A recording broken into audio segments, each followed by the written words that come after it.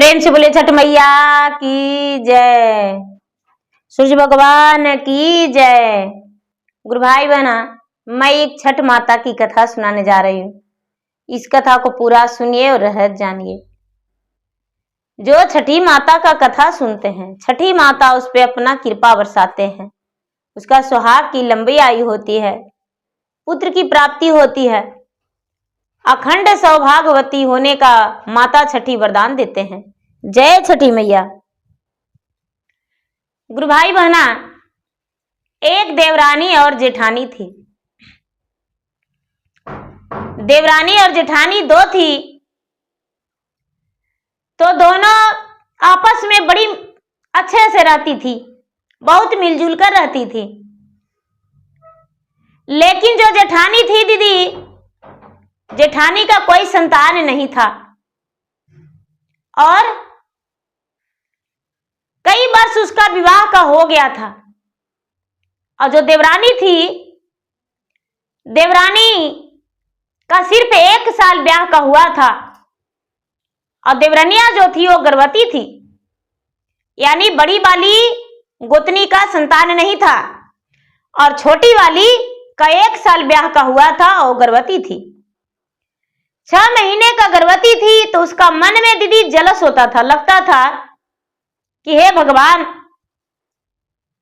हमको विवाह का 10 वर्ष हो गया है लेकिन अभी तक संतान नहीं है और ये मुझसे छोटी है, इसका कितना पीछे ब्याह हुआ है, इसका पति का हम गोद खिलाएं और इसका ब्याह हुआ तो ये मां बनने वाली है, लेकिन इसका पुत्र जब होगा इसका पुत्र को हम मार डालेंगे किसी का कैसे भी, किसी तरह से भी।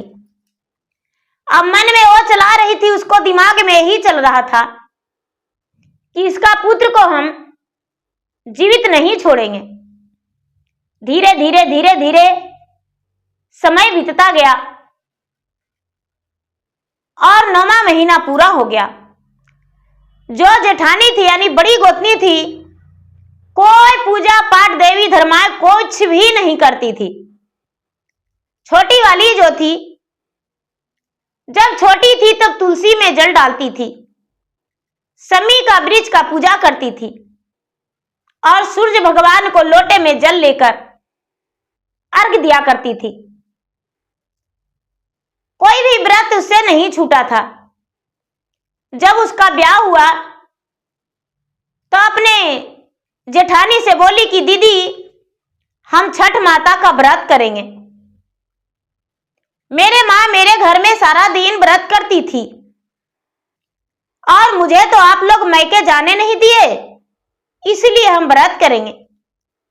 जो छोटी वाली देवरानी थी दीदी, वो व्रत की और छठी माता से बोली कि हे छठी माता, मुझ पे अपना कृपा बरसा दीजिए, आप तो माता छठी हैं, आपका महिमा अपरंपार है। जिसका जो निसंतान होता है उसको गोद में संतान दे देते हैं। मेरा भी संतान दे दीजिए और मेरा जेठानी का भी गोद भर दीजिए। माता छठी सुन लिए और छोटी वाली जो थी गर्भवती रह गई, बड़ी वाली नहीं रही। उसका पेट में बच्चा पलते हुए 6 महीना, 7 महीना, 8 महीना, 9 महीना, 9 महीना 9 दिन 10 घंटे के बाद छोटी वाली के पुत्र जन्म लिया। छोटी वाली के उदर से दीदी पुत्र जन्म लिया। छोटी वाली जो देवरानी थी वो बड़ी खुश थी, लेकिन उसका जेठनिया जो थी बड़ी दुखी थी। उसको लग रहा था कि अरे, इसको बेटा हो गया और ये तो अब मां बन गई, अपने बच्चे का दूध पिलाएगी, काम कम करेगी और मुझे काम ज्यादा करना पड़ेगा। अब 20 दिन तो दीदी वो गोद में लेकर बैठी रहती थी और उसका जेठानी ही काम करती थी। वो मन में जल्दी थी कि हे भगवान, इसका संतान को कैसे मार डालूं। उसको ये नहीं लगता था कि हे छठ माता, हे भगवान, हमें भी संतान दीजिए। उसको यही लगता था दीदी कि इसका संतान को हम कब मार दें, कब मुझे थोड़ा सा भी समय मिले कि इसका गला दबा दें। और बार बार यही सोचती थी दीदी। धीरे धीरे धीरे धीरे समय बीत रहा था। बच्चा 1 से 2 महीना हो गया, 3 महीना का हो गया, 4 महीना का हो गया, धीरे धीरे 6 महीना का हो गया। और जब 6 महीना का हो गया दीदी, तो कार्तिक मास आया। छोटी वाली है देवरानी जो कहती है अपने जेठानी से कि दीदी मेरा जो बच्चा है वो छोटा है, इस बार आप व्रत रख लेते तो अच्छा था। मेरा जो बच्चा है बहुत छोटा है। जेठानी बोली कि हम कोई व्रत करना नहीं जानते हैं, तू ही व्रत रखो, तेरा बच्चा को हम देख लेंगे और व्रत तुम ही रखो। जो छोटी वाली देवरानी थी दीदी वही व्रत रखी और छठी माता का व्रत बड़े स्नेह से, लगन से, मन से व्रत रखी। नहाई खाई के दिन दीदी बड़ी नियम से वो नहाई खाई कर ली। और जिस दिन खड़ना होता है दीदी, खड़ना के दिन तो उसका खुशी का ठिकाना ही नहीं था। अपना घर में सत्यनारायण स्वामी का कथा रखी, भगवान के कथा रखी कि भगवान सत्यनारायण स्वामी का कथा करवाएंगे। उसके सास ससुर सबको बोले कि भाई मेरा बड़ी बहू का, बड़ा बेटा का ब्याह का 10-12 साल हो गया है, एक भी संतान नहीं हुआ है। मेरा छोटे वाला का ब्याह हुआ और एक संतान हुआ है। उसके खुशी में बड़े धूमधाम से लोहंडा के दिन दीदी अपना घर में सत्यनारायण स्वामी का कथा रखें। भगवान विष्णु का पूजा हुआ, ब्राह्मण आए, कथा सुनाए। छोटी वाली बहू जो थी अपने पति के साथ पूजा करवाई बड़े नियम धर्म से दीदी। और खड़ना हो जाने के बाद उन लोगों ने सबको प्रसादी बांटे। उनका आंगन में खुशियां ही खुशियां चल रहा था। दूसरा दिन सांझ का अर्घ आ गया दीदी। बड़ी नियम धर्म से छोटी वाली बनाई, बड़ी वाली जो थी उसका बच्चे का देख रेख कर रही थी। पति पत्नी दोनों मिलकर, कुछ और रिश्तेदार आए हुए थे, सब मिलकर पुआ पकवान बनाए। फल फलहरिया लाकर दीदी सूप डाला सजा लिए। सूप डाला को सजाकर फूल माला उस पे सजा दिए और सजाकर और कहने लगे कि दीदी बाबू को गोद में आप लेकर चलिए, हम तो दड़वत देते चलेंगे। हाथ में लोटा रहेगा, दतवन रहेगा और दड़वत देते चलेंगे। मेरा खोइछा में अक्षत पुष्प रहेगा दीदी, तो यहां हम दड़वत देते जाएंगे। ये बात सुनकर उसका जो जेठानी थी बोली कि अरे चिंता काहे करती हो, हम तुम्हारा बच्चा को ले चलेंगे ना, चिंता मत करो। अब क्या की दीदी कि जो देवरानिया थी वो बेचारी छठ करने को लिए घर से निकल गई। और निकल गई दीदी तो ये जो थी बड़ी वाली बचवा के एक बोड़िया में बांध के दीदी और गांव से अलग होकर और दौड़ के जाके गंगा जी में डाल दी। जहां पर अर्घ पड़ता था दीदी, लोग नहाते थे, उसी घाट पे थोड़ी सी हट के और डाल दिए। जब डाल दी दीदी तो यहां से और उसके बाद घर भी वापस आ गई। दौड़ती भागती अपना देवरानी के साथ भी चली गई। देवरानी को नदी पहुंचते पहुंचते बीचे हिरा से ये उसके साथ चली गई। उसके देवर जो थे डाले लिए हुए थे सर पे, उसकी सास जो थी छोटी बहू के साथ थी। छोटी बहू को ध्यान नहीं रहा दीदी, देवरानी का ध्यान नहीं रहा कि मेरा बच्चा कहाँ है। वो तो अपने जेठानी को सौंप दी थी।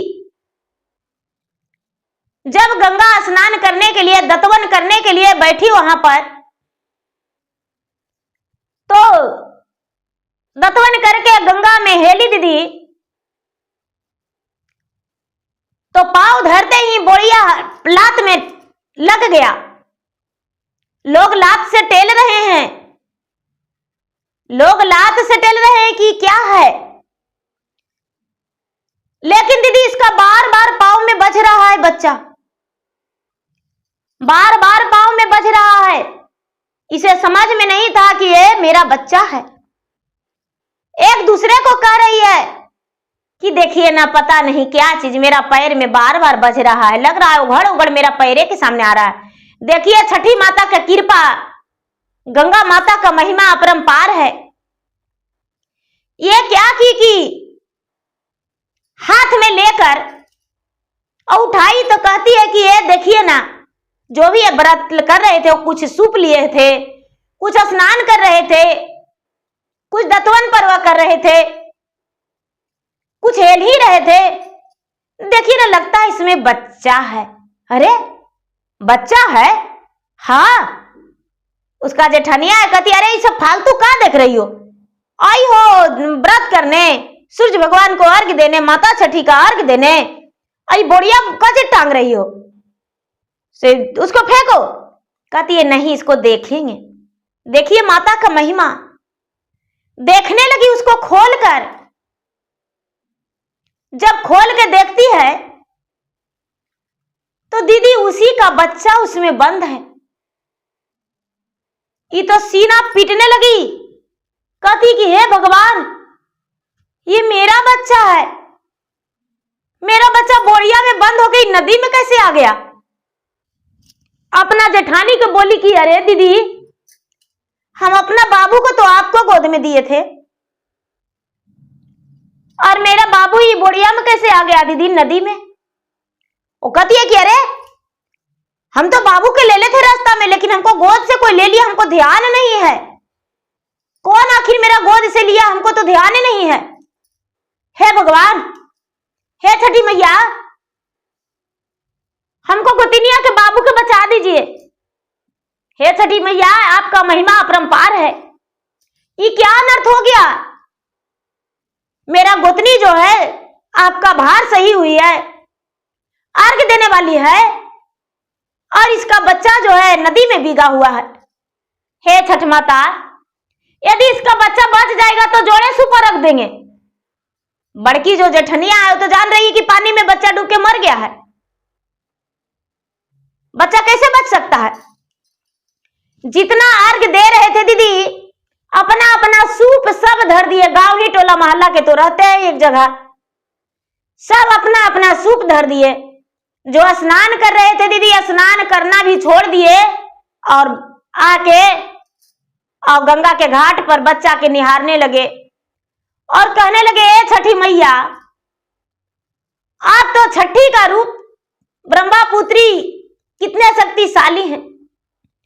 आपका नाम का माला संसार जपता है, आपका महिमा कोई नहीं बखान कर सकता है, आपका महिमा अपरंपार है। हे छठी माता, इस बच्चा को जीवन दान दे दीजिए। सारी लोग प्रार्थना करने लगे दीदी। सूरज डूबने वाले थे, और सूरज जब डूबने वाले थे दीदी, सारा लोग कहते हैं यार कैसे देंगे, इतना बड़ा घटना घट गया। और जो बच्चा की मां थी वो तो बेचारी रो पीट रही है कि हे भगवान, किस लिए हम छठ किए थे, अब किसको मुंह दिखाएंगे, जब मेरा बच्चा नहीं तो मेरा संसार नहीं। जब सारा लोग पीटने लगे दीदी, रोने लगे और सारा लोग उदास हो गए, कुछ लोग कहने लगे कि चलिए घर।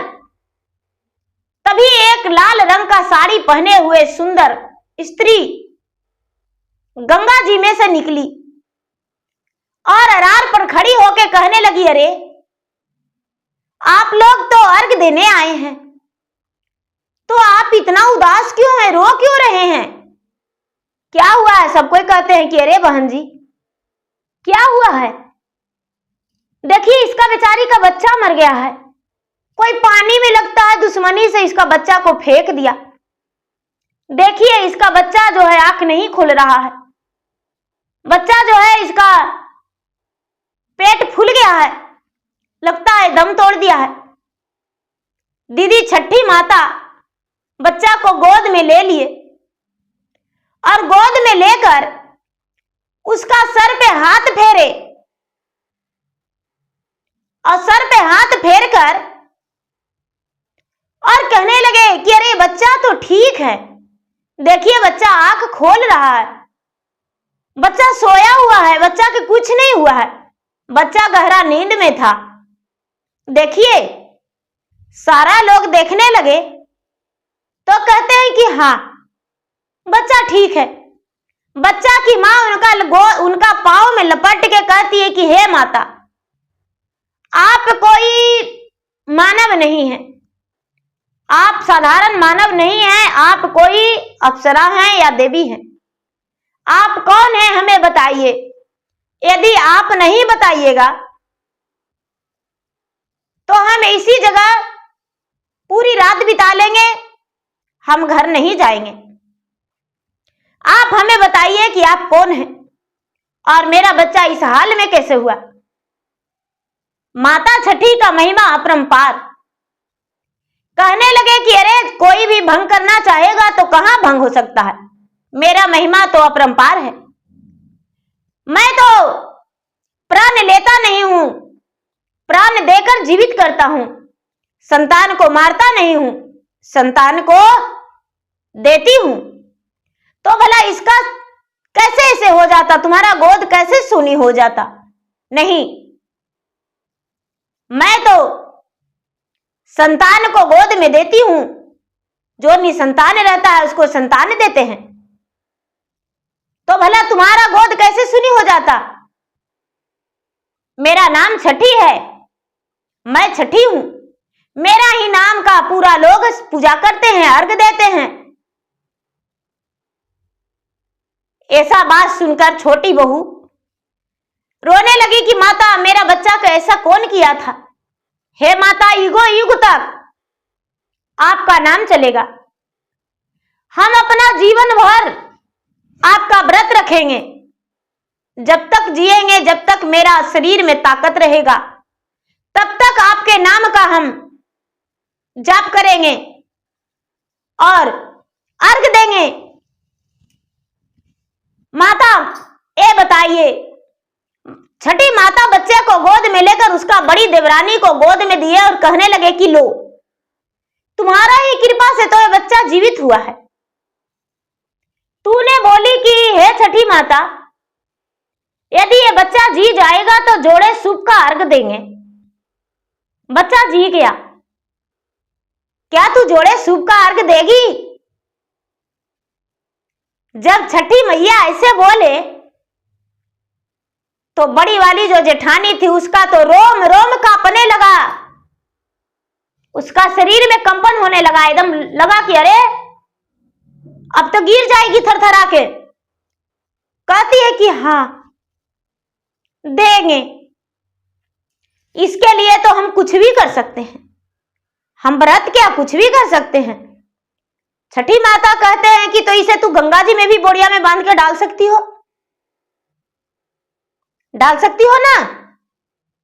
जो जेठनिया थी बोली कि हे माता मुझे क्षमा कर दीजिए, मैं तो निसंतान था, इसीलिए अपने देवरानी का खुशी मुझसे रहा नहीं गया और मैं अपने देवरानी को खुशी में आग लगा दिया। जब ये बच्चे के गोद में लेकर दूध पिलाती थी और हमको काम करना पड़ता था तो लगता था कि ना रहेगा बांस और ना बजेगी बांसुरी। इसीलिए हम सोचे कि इसका बच्चा को ही हम मार देंगे। मेरा ब्याह का 10-12 वर्ष हो गया, लेकिन आज तक मैं निसंतान हूं और इसका ब्याह का सिर्फ 1-1.5 वर्ष हुआ और ये मां बन गई। 2 वर्ष भी अभी पूरा नहीं हुआ है और ये मां बन गई। इसीलिए हम इसका बच्चे को मार डाले। छठी माता कहते हैं कि तुम्हारा मारने से क्या बच्चा मर जाएगा। जिसका ऊपर वाला भला नहीं कुछ कर सकते हैं तो तुम कौन होती हो मारने वाली और जियाने वाली। ये तेरा हाथ में अधिकार नहीं है, तुम इसे नहीं मार सकती हो। बड़ी वाली कहती है कि हे छठी माता, मेरा भी गोद भर दीजिए, मैं निसंतान हूं, मेरा गोद सुनी है। छठी माता कहते हैं कि इसके लिए तुम्हें अब बहुत कष्ट करना पड़ेगा। तुम्हें गांव गांव गली गली घूमकर, द्वारी दुरारी, दरवाजे दरवाजे भीख मांगकर और मेरा भार सहना होगा। उसी से पलटा, उसी से फल, उसी से पान, उसी से फूल, सूप, सब कुछ तुम्हें मांग के खरीद कर, खाली पांव भीख मांगकर और व्रत करेगी, तभी तुम्हारा संतान होगा। तूने इतना ही बड़ा पाप किया हो कि तुम्हारा पापों का प्रायश्चित होना बड़ा मुश्किल है। बड़ी वाली कहती है कि हे मां, हम सब कुछ करने को लिए तैयार हैं और आज दिन से अपना से ज्यादा इसको हम मान देंगे, अपने देवरानी का बेटा को। मेरा गोद भर दीजिए। छठी माता आशीर्वाद दिए। सारी लोग व्रत करके जब घर आए तो गांव में पूरा हाहाकार मच गया कि हाय रे, छोटकी गोतनी जो था उसका बेटा को बड़की गोतनिया मार के बोरिया में बंद करके गंगा जी में फेंक दिया, नदिया में, पनिया में। देखिए छठी माता का महिमा अपरंपार। बचवा के कुछ नहीं हुआ, बचवा बच गया, बचवा बच गया। छठी माता स्वयं आए उसको बचाने। पूरा वहां पे गांव में हाहाकार इस बात को मच गया। सवेरे वाला भी अर्घ सब लोग जाकर दिए। अब छोटी वाली जो थी बड़ी वाली पे अपना बच्चा को नहीं छोड़ने लगी। बच्चा को लेकर जो भी काम करती थी बच्चा को लेकर करती थी। धीरे धीरे समय बीतता गया। समय बीतता गया, बीतते बीतते फिर से कार्तिक मास आया तो छोटी वाली से कहती कि हे बहन, जो भी नियम धर्म करती हो मुझे बताओ, हम नियम करके और छठी माता का भार सहेंगे, हम भी उपवास रहेंगे, हम भी व्रत करेंगे। छोटी वाली बोली कि ठीक है दीदी, आप भी व्रत कीजिए, हम भी करेंगे, दोनों मिलकर व्रत करेंगे। दोनों नहाई खाई बड़े प्रेम से किए।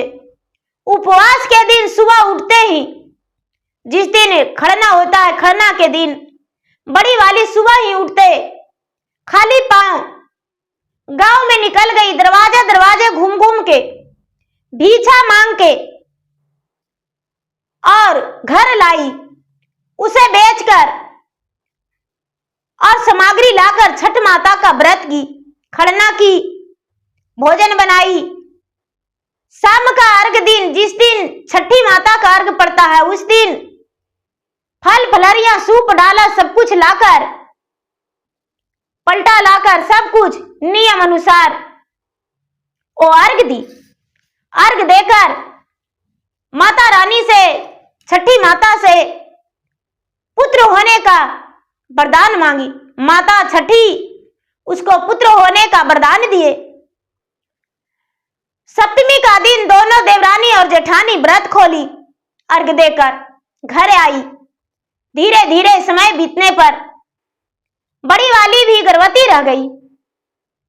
धीरे धीरे धीरे धीरे समय बीतते बीतते 9वां महीना के बाद उसका भी ओद्र से एक पुत्र जन्म लिया। अब देवरानी और जेठानी दोनों का गोद भर गया। जो देवरानी थी उसका 2 पुत्र हो गया, बड़ी वाली का भी 1 पुत्र हुआ। दोनों का गोद भर गया। अब दोनों इस घर में खुशी रहने लगी। बड़ी वाली भी छोटी वाली को देखकर जलस नहीं होने लगी और अच्छे से मान सम्मान से दोनों मिलकर रहने लगी। अब दीदी जब भी व्रत आता था तो दोनों देवरानी और जेठानी पूरे घर के साफ सफाई बड़ी नियम धर्म से करती थी। पूरे कार्तिक मास शुद्ध शाकाहारी भोजन करती थी और शुद्ध शाकाहारी भोजन करके जब कृष्ण पक्ष बीत जाता था, शुक्ल पक्ष आ जाती थी, तब दोनों चौथ के दिन स्नान करती थी, पंचमी के दिन खरना, 6वीं के दिन माता छठी का अर्घ, 7वीं के दिन सूर्य भगवान के अर्घ देकर व्रत खोलती थी। धीरे धीरे दोनों का घर में सब सुख मिला, कोई प्रकार का कोई दुख नहीं मिला, हर खुशी उसे मिला। लेकिन माता छठी यही दंड दिए कि खाली पाँव जब तू व्रत करेगी तो 5 घर कम से कम भीख मांग के लाकर और मेरा व्रत करेगी। उसका सारा उम्र भर के यही दंड माता दे दिए। बड़ी जेठानी जो थी जब भी व्रत करती थी घर घर भीख मांग के थोड़ी सी लाती थी, उसके बाद ही वो व्रत करती थी। माता इतना बड़ा सजा उसे दे दिए थे। चार ही कोना के पोखरिया उसमें दूध से भरे, उसमें जल से भरे, चामक जल है चमाचम,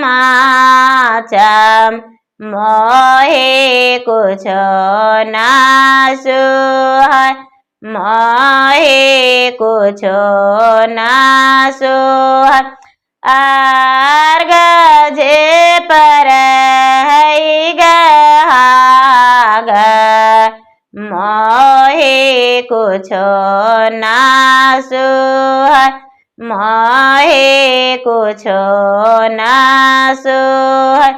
केलवा के पतवा गहाग, उसे पर झंडा फहराए, उसे पर झंडा फहराए, मोहे कुछ ना सुहाय, मोहे कुछ ना सुहाय।